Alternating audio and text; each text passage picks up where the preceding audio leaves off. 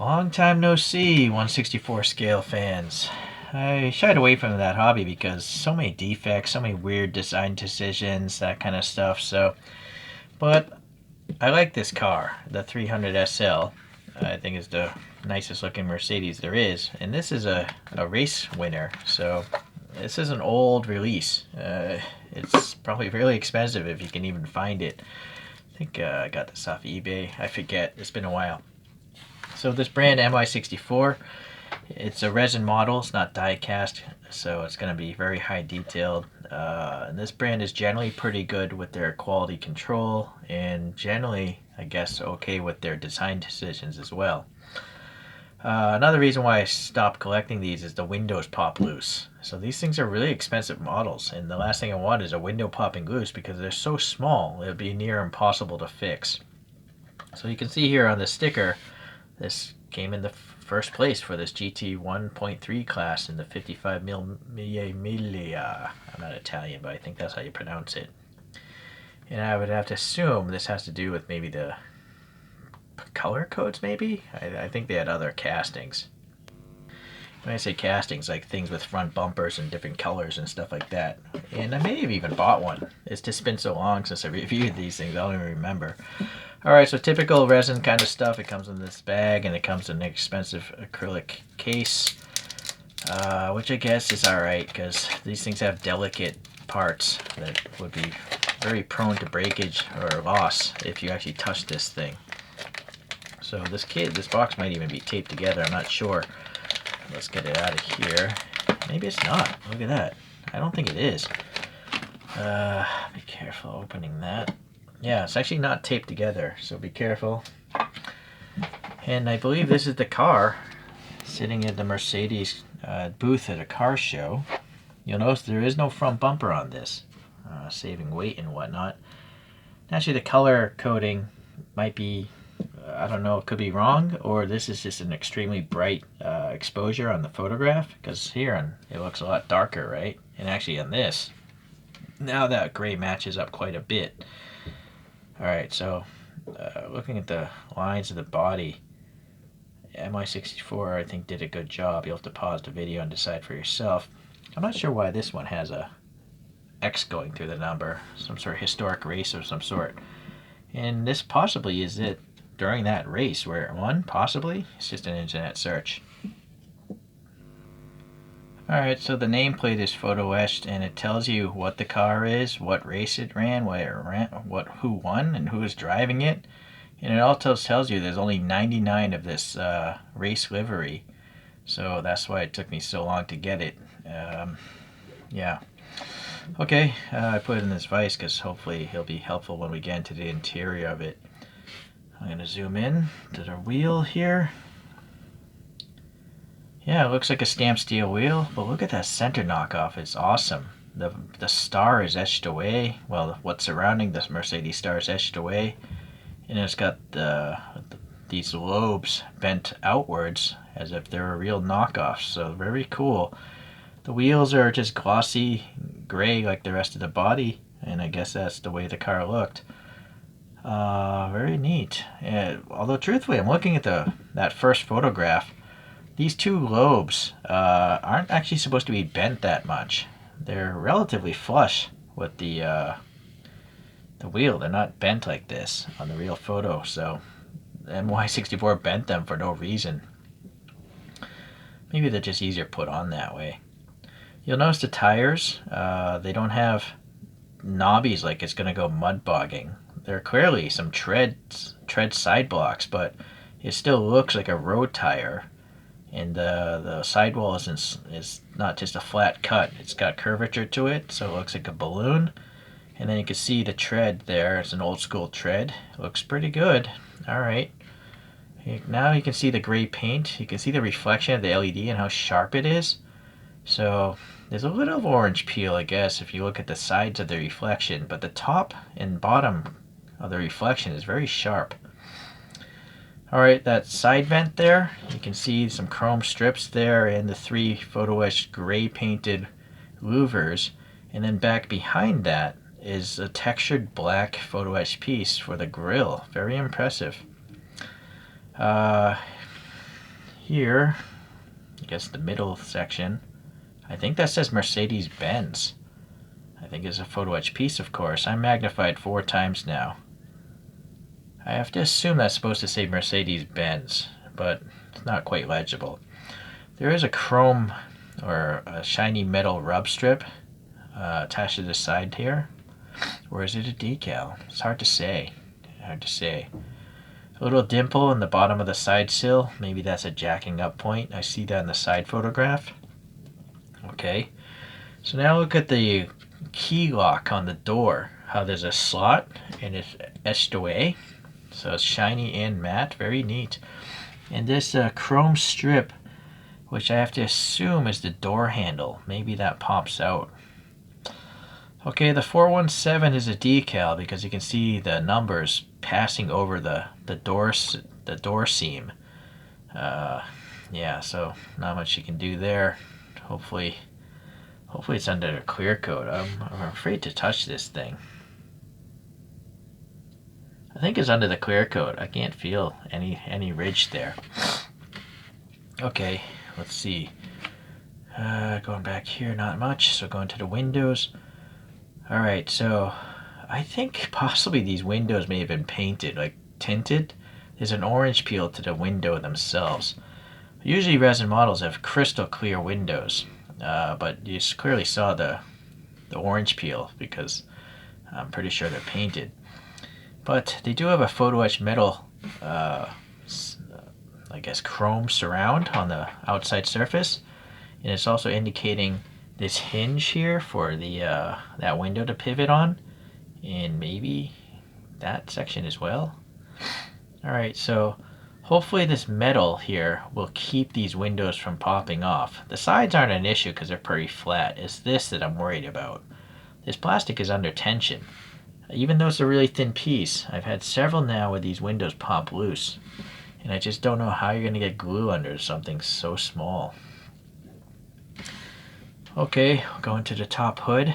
You have this funky deflector, and so you have 3 color matched struts holding this clear plastic deflector in place. I do see it in the photographs. Okay. 417 here is nice.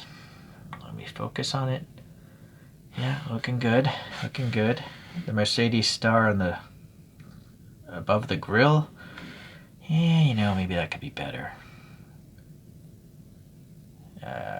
It's so shiny, I can't even tell if it's a star.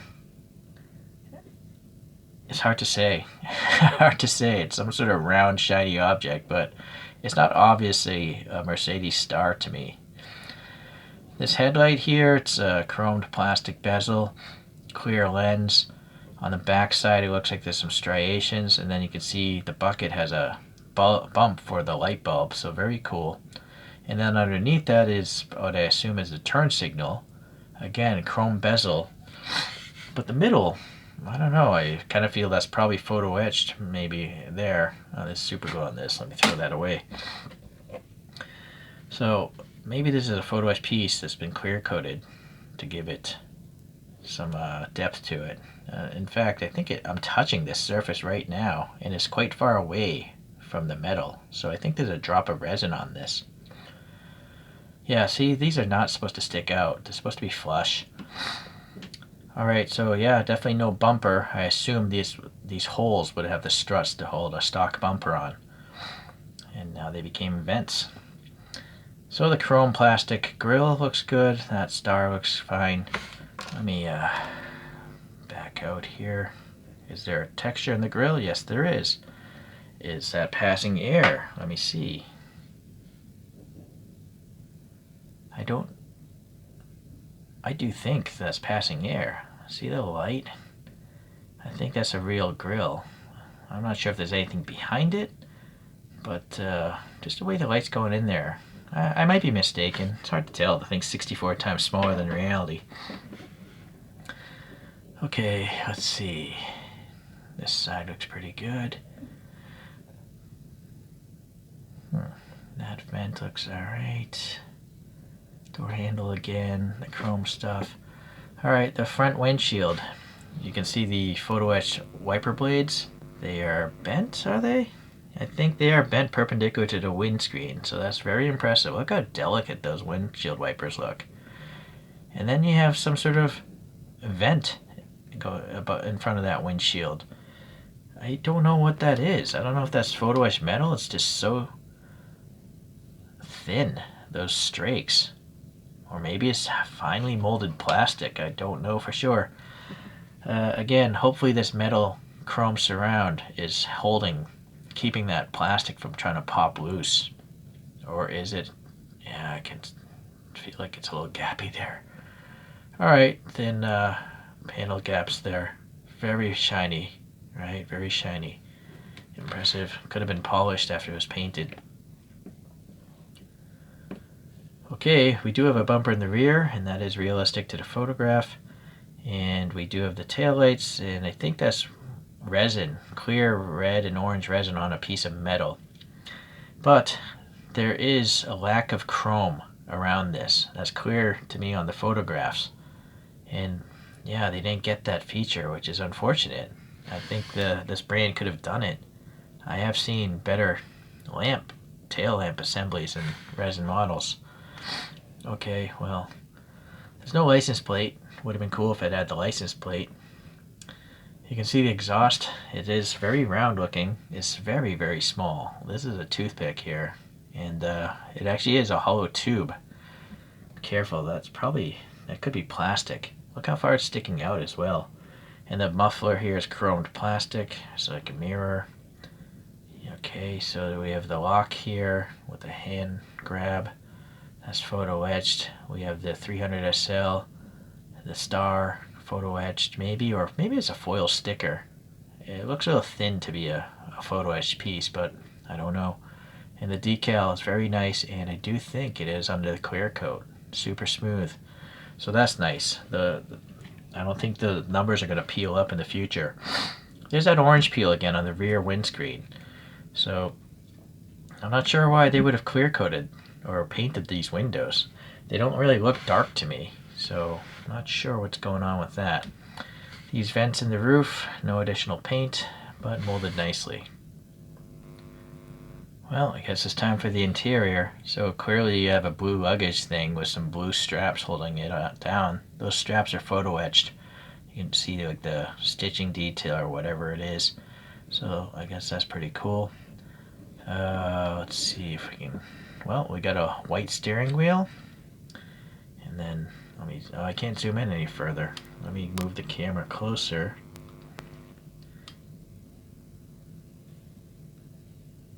Yeah, unfortunately the windows are cloudy, because of that paint. We get a flashlight here. There's a Mercedes star in the center of the steering wheel. You can see the gauges. They're very nice. The decal of the gauges, white on black, but I think the rings possibly could be metal on top of a decal, or they're just part of the decal. It's hard to say because the windows aren't very clear. I almost feel there's height to that ring. I don't know, but it looks pretty cool. You can see there's a rear view mirror, but it's on the dashboard, not on the roof. Oh, look at this! Look at this stitching or whatnot. This fabric upholstery here. Hold on, this thing's too bright.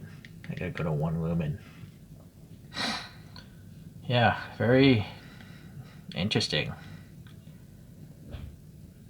Okay, the dashboard. Oh yeah. Now for some reason the window looks clear. Look at that detailed dashboard. It's very impressive. 300 SL there on the passenger side. Some HVAC controls there in the center. Some additional, maybe that's a clock or something in the middle. I don't know. But yeah, it's a gray dashboard. Very cool. Gray graphic. Maybe it's a graphic. Maybe it's metal. Maybe it's both. I feel like that bottom strip on the dashboard is raised from the gray. So maybe that whole dashboard is a photo etch piece and they painted part of it. It's very impressive though. That's one of the nicest dashes I've seen. But it's been a while since I've collected these things. Look at that stick shift. It's got a white ball on top. It looks very chrome. Very cool. Are there pedals? Oh, look at that. There's a pedal system there. 3 of them. Yeah, very nice. Photo etched pieces. The cross drilling. The gas pedal looks like it has ribs, perhaps. Very nice. All right. Let me see about this side. It's really hard for me to even know where I'm looking at.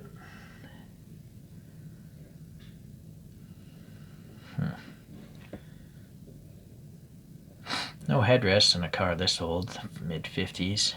Ralph Nader was not working actively back then. I think Nader came around in the 70s, was it? I don't remember my history. Yeah, those seats are pretty cool. Very neat. I'm trying to see what's going on in the back.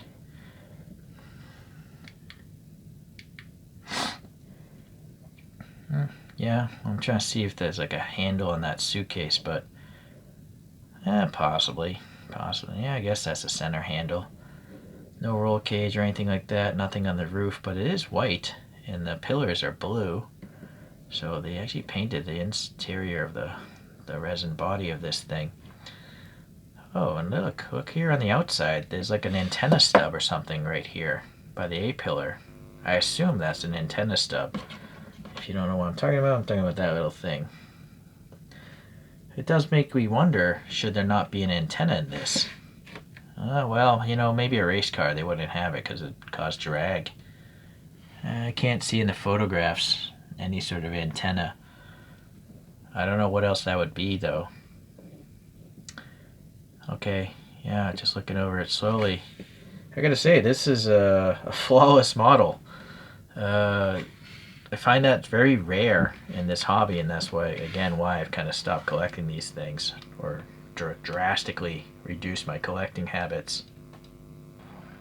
Okay, let's compare to some stuff.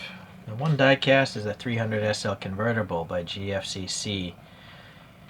It wasn't so bad, but in hindsight, I think one criticism of this casting is, you see this line?